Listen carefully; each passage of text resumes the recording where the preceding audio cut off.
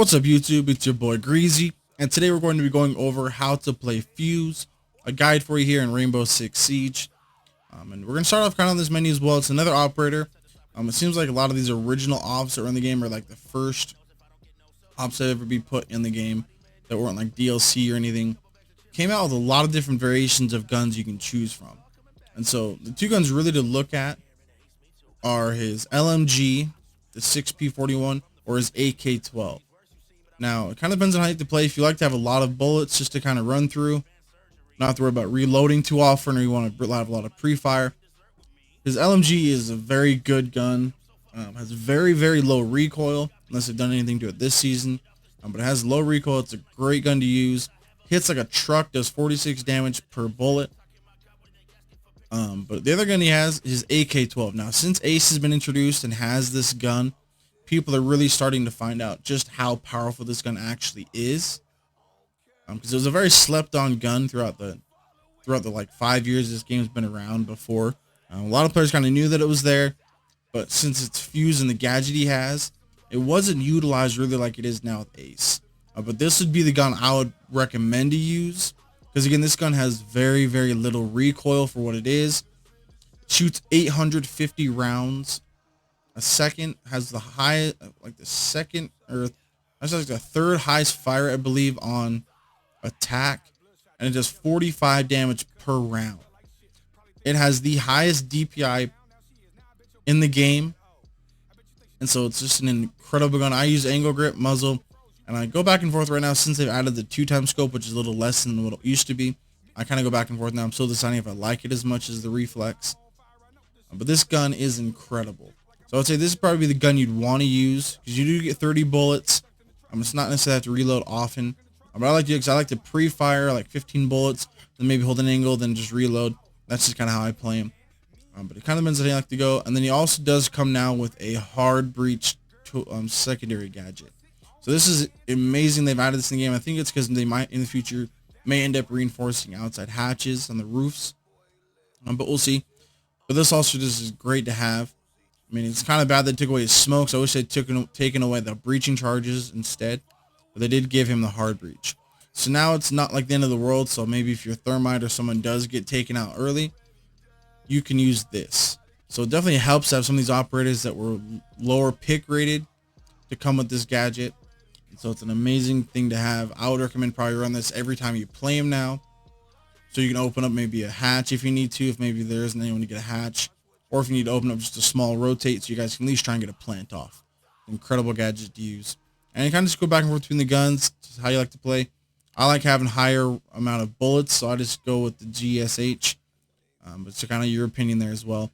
But we'll jump into the map of Constant. We'll go over how to play him, different ways you want to use this gadget, and just kind of the better angles you can do when you want to put down that breaching charge he does that shoots off the cluster charges.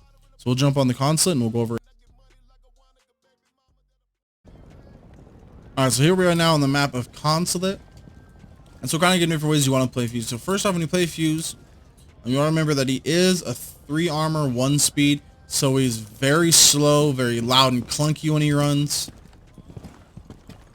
So people are going to know where you're at. So that's also another why I feel like people don't pick him maybe as much as he should be picked or could be picked. Because he is that 3 armor.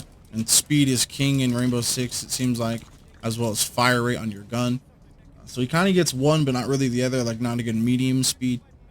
But they have added now, so he has a 4th charge instead of just 3 different charges to go off. So I think that kind of helps his pick rate as well. We'll see how this season goes, because it helps you to do a lot, especially now with where the game is at, and with as much utility as the defense can bring.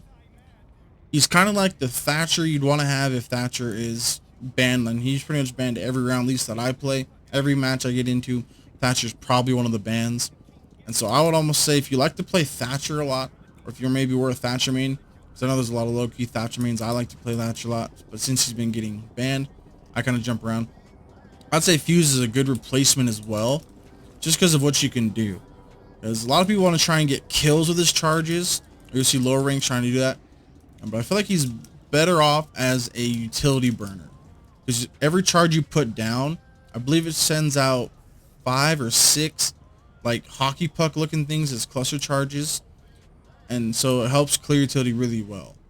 So like say if they were upstairs on this map here up in CEO, or the console office, I guess we call it, some people call it CEO, console office upstairs.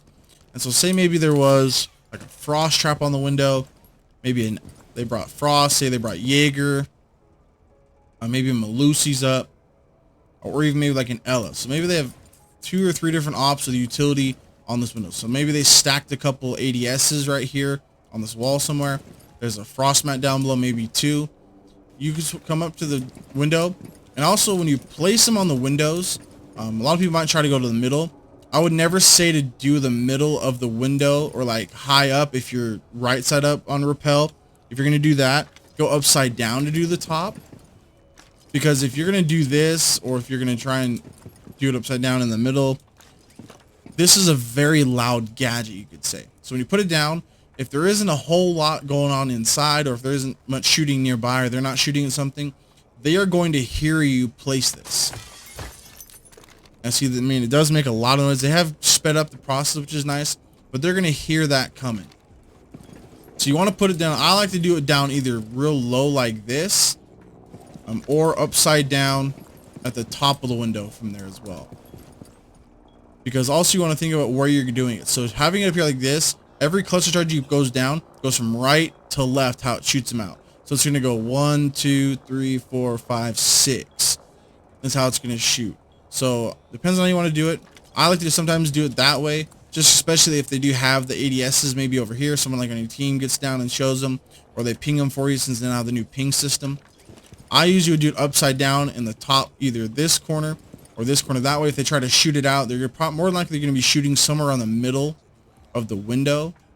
So if you do it up high, I like to go up high and put it right there, and then hit it, and then it's going to shoot.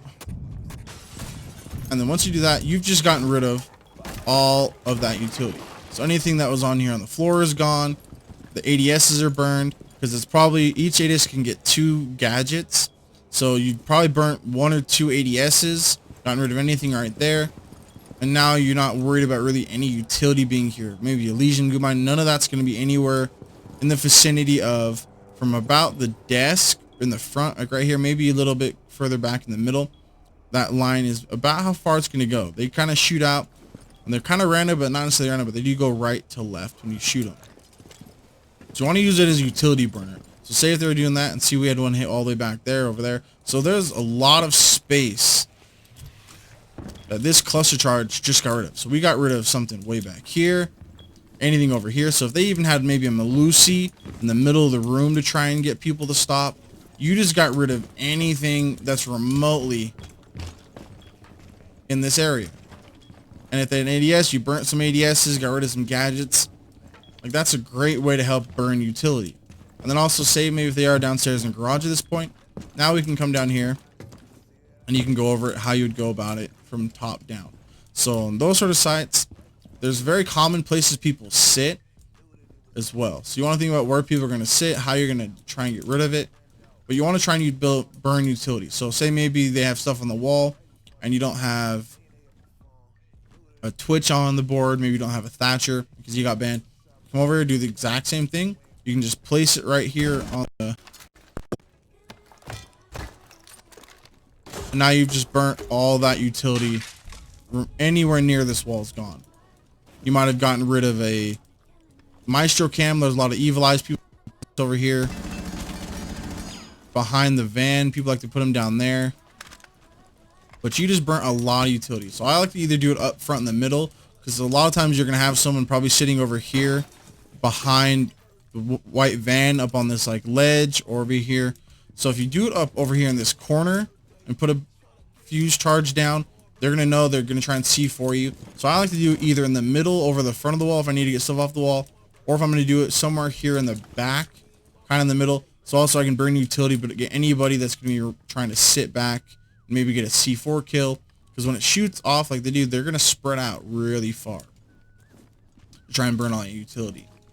And then say you didn't have maybe your thermite, or if you want to get this hatch, you can have someone, no one brought Habana and they have a Maverick. You can come over here, just put your hard breach down, and then you just got a free hatch for yourself. So it's really nice to have that gadget. Now you're not worried about as much, so you can kind of do a lot of things yourself having that secondary gadget. You just open up the hatch so they can't really sit anywhere very comfortably. Not really anybody can sit over on pipes now because that's just completely taken away. They can't sit a double door. So you want to think about how you're going to put that down. You could even come back here and get this one if you wanted to instead of that hatch. But that's a more common one to get because it does take off a lot of areas defenders can sit. And then you can kind of just start placing it down. So if they're on downstairs in the garage like they were, you'll be good that this whole area is all of kitchen. You look at the doorway. You can be right here behind the white van. You can get over here next to the white van up against that tire rack. Or you can even come over here and get them right above either the white pipes because you might get some that's spread over there, or anyone that's trying to sit up on a shield. You can burn a lot of utility because you guys get 4 of these. So just think about how you're going to use him. Get creative as well. It's kind of like you want to try and find areas to push and just clear that utility out. So don't really think about it as getting kills with this gadget because burning utility can also help your team a lot more than even just getting kills. But you might get lucky because a lot of times you put them in a certain spot, like we saw upstairs, how much it destroyed and where it was going. Someone might be sitting over in a corner that could end up being safe for them, but they hear that go off and then they sprint into the charges as well.